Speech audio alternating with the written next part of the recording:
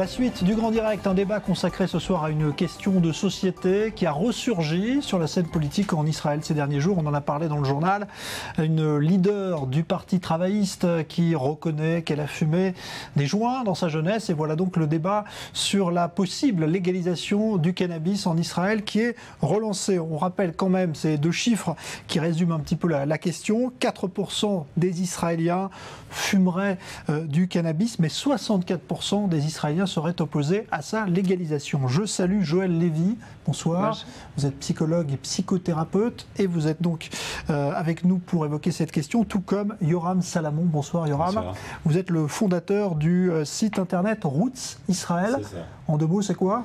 C'est tout Israël décrypté pour ceux qui habitent pas en Israël et pour ceux qui y habitent. Ça sort dans 15 jours. Bon, eh ben, très bien. Donc merci d'être là tous les deux. Alors, tout d'abord, il faut distinguer, Joël Lévy, peut-être l'utilisation du cannabis dont on parle là pour une possible légalisation.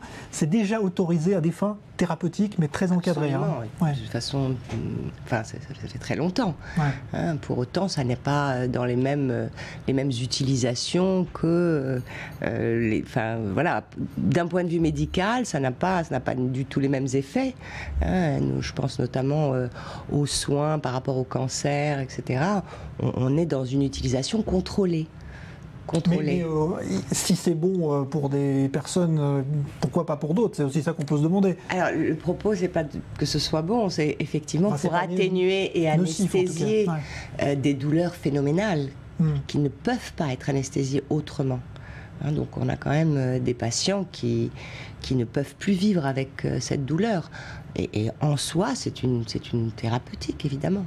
Alors, Yoram Salamon, vous seriez favorable à une légalisation totale, comme le préconisent certains députés aujourd'hui ? Non, je ne suis pas dans un processus où ce n'est pas par rapport aux effets que ça apporte. Si on regarde un peu plus loin, aujourd'hui, déjà, normalement, c'est la tolérance zéro, normalement, en Israël, en tout cas, si on enlève le côté médical. Mais on voit que les pratiques au niveau judiciaire sont vraiment différentes. Si on regarde à Tel Aviv, où la police s'en fout. Et si on regarde dans le Nord, où il y a une vraie traque, mais au final, quand les affaires arrivent devant les juges, ça se finit de toute manière par des affaires non classées, parce qu'il y a des affaires qu'on n'a plus le temps de... Enfin, les juges n'ont pas le temps. Donc finalement, aujourd'hui, je pense juste que peut-être si on veut vraiment s'occuper des vrais fléaux qui existent, comme les drogues dures, comme les consommations de drogues dures, comme les Mr. Nice Guys qui pilulent à Tel Aviv, etc. Qu'est-ce que c'est en deux mots pour ceux qui ne connaissent pas? C'est des drogues artificielles, chimiques, dont on ne connaît même pas encore vraiment les effets à terme. Ni les compositions. Voilà, c'est un drame. La drogue du soldat aussi, parce qu'ils vont tous, dès qu'ils ont une permission, s'en faire un petit. Et c'est légal, c'est dans la rue, quoi. Moi, je vois, j'habite dans le Kérem, à Allenby, il y en a plein.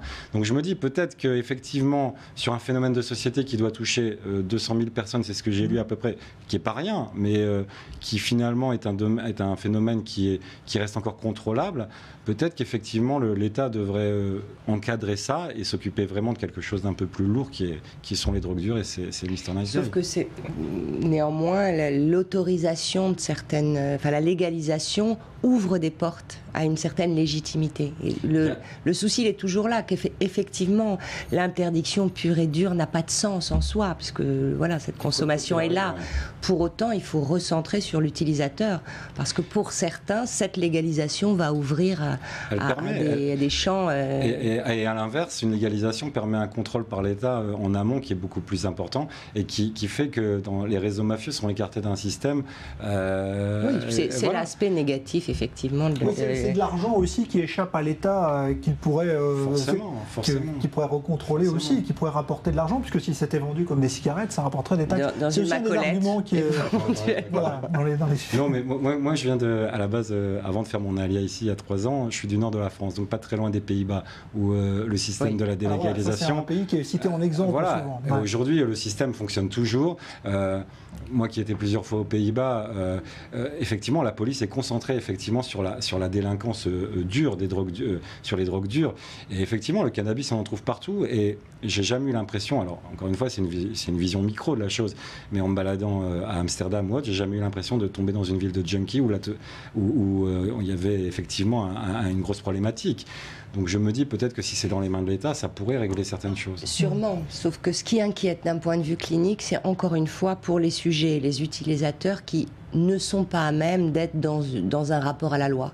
Et cela, effectivement, en légalisant une substance, somme toute banale, va les amener peut-être plus rapidement. Médicaux. Est-ce que la consommation régulière donc c'est pas anodin quand même de légaliser. Alors, évidemment que ça a des impacts. On est en train d'aujourd'hui de vérifier, notamment pour les adolescents qui consomment beaucoup, tous les impacts sur la structure neuronale.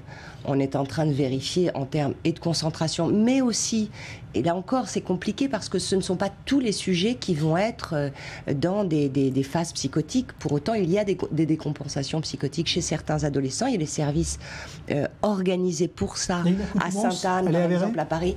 Alors, on n'arrive pas à trancher sur la question de l'accoutumance, en tout cas sur ce qu'on appelle, à tort d'ailleurs, les drogues douces. On n'arrive pas à trancher. Il y a effectivement un tas de gens qui vont avoir une consommation tout à fait contrôlée, pas plus négative que la cigarette, évidemment. Voilà, le débat aujourd'hui, il est vraiment, aujourd'hui, même si, je ne sais pas si c'est à tort ou pas qu'on les appelle les drogues douces, mais en tout cas, l'accoutumance est certainement pas la même que si on la compare à l'héroïne ou à la cocaïne. Évidemment. Donc aujourd'hui, il y a une accoutumance à l'alcool, il y a une accoutumance extrêmement rapide à la cigarette, et ce sont des substances qui sont légales et en vente partout à n'importe qui. Évidemment, donc, sauf que, encore une fois, et moi je pense qu'on devrait se pencher un peu plus sur les utilisateurs et la prévention d'une certaine jeunesse et aussi de publics très défavorisés ou dans de certaines précarités ou sociales ou économiques et qui du coup vont passer cette étape très rapidement d'un simple joint et aller vers des fonctionnements beaucoup plus morbides. Et c'est,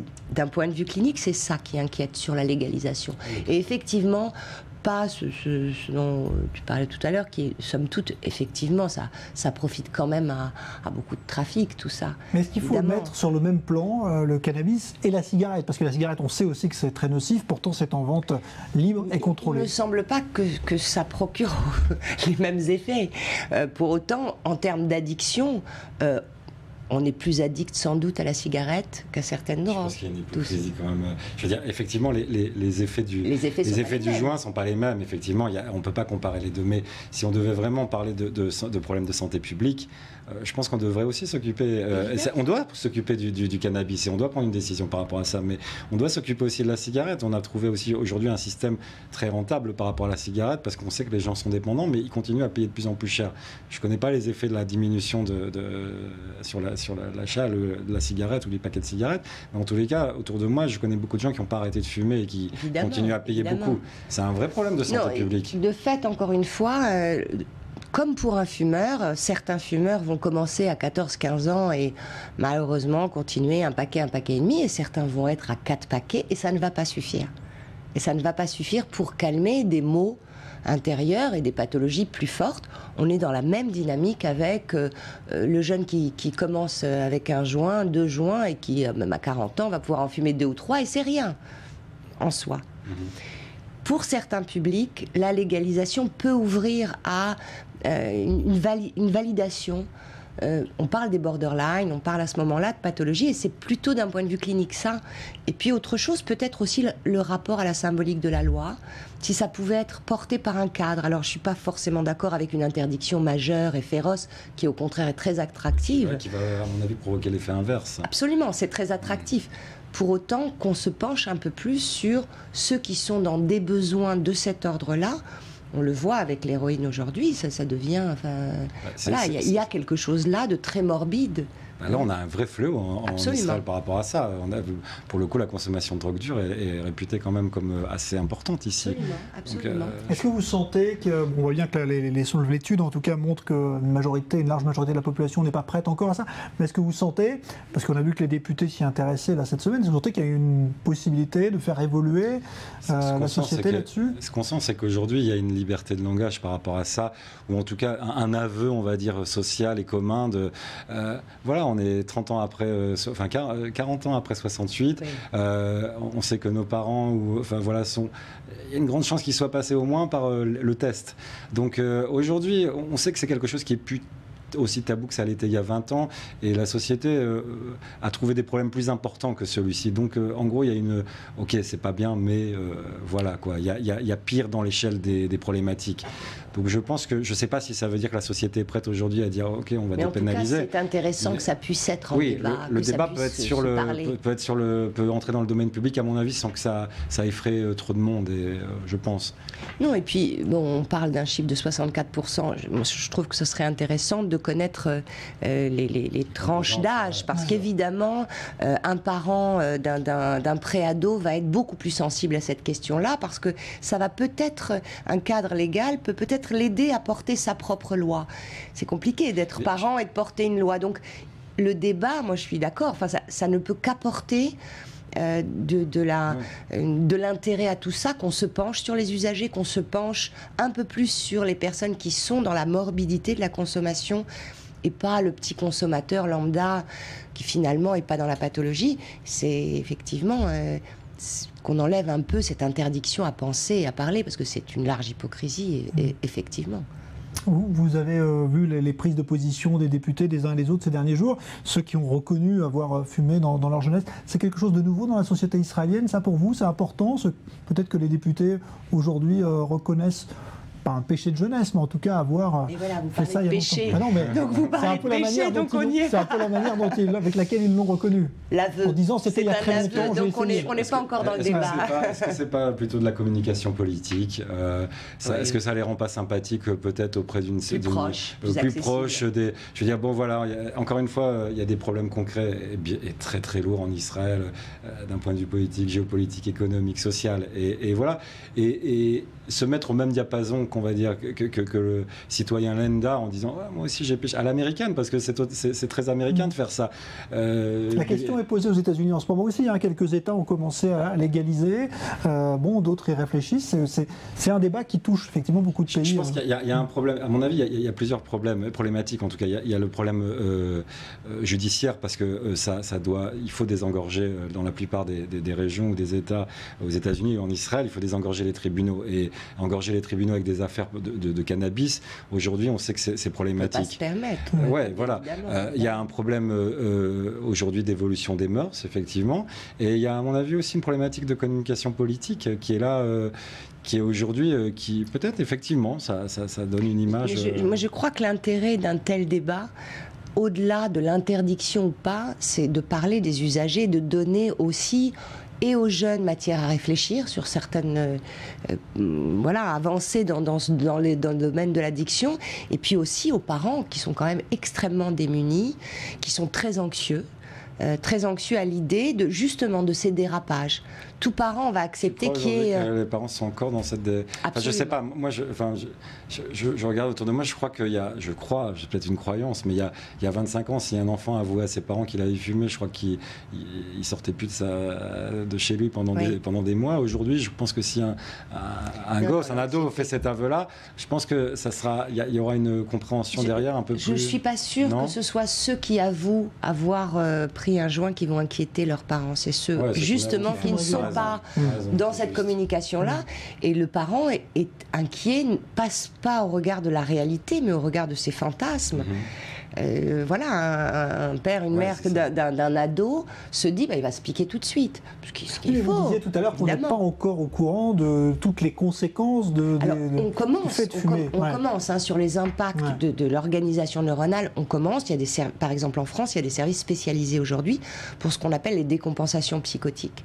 Mais encore une fois, ce serait malhonnête de dire que chaque ado qui consomme du shit, par exemple, va faire une décompensation psychotique. C'est faux. Pour autant, une certaine proportion importante aujourd'hui commence avec des symptômes assez graves de désocialisation notamment, d'anémie importante. On voit aussi des entrées dans des pathologies alimentaires, des problèmes de sommeil.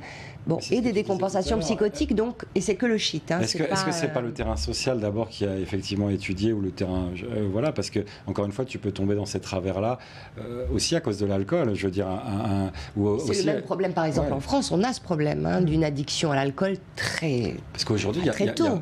Il y a aucune, je veux dire, à part le fait qu'effectivement, il y a des législations publicitaires dures sur l'alcool. Hormis le fait qu'effectivement, il y a des âges auxquels normalement tu n'as pas le droit d'acheter et de consommer de l'alcool. Malgré tout, aujourd'hui, il y a une sorte de tabou sur le fait que l'alcool soit nocif, alors que c'est hyper nocif. Le nombre de jeunes qui, quand ils sortent, ah oui, mais je comprends pas. Il y a un décalage que je comprends pas. Il n'y a pas très longtemps en France, une jeune patiente qui avait même pas 13 ans, qui en était à son 2e coma éthylique. Ce qui est quand même. Mais c'est très banalisé, quand, finalement. Donc ça circule. Pas à encadrer, finalement. Quand c'est légalisé, on n'arrive pas à contrôler. On n'en parle pas assez, on n'aide pas à l'élaboration, on ne parle pas assez aux parents, on n'aide pas les parents à parler avec leurs enfants, y compris de leur propre peur. Ça permettrait au moins de dédiaboliser un peu tout ça, de démystifier. Et c'est pour ça que moi je suis d'accord avec un débat. Donc c'est l'interdit qui provoque l'excès selon vous chez les jeunes aujourd'hui ? Entre autres. Ouais. Entre autres, mais pas seulement. Il y a tout ce qu'il y a de fantasmatique autour. C'est anti-système. C'est pour un jeune qui est en pleine construction, forcément. Et c'est ça. Mais je ne suis pas sûre que l'interdiction, que la légalisation va permettre d'en parler plus. Allez, je vous interromps là, mais on reprendra ce débat, c'est promis. Merci Joël Lévy, merci Yoram Salamon, et un nouveau journal à venir.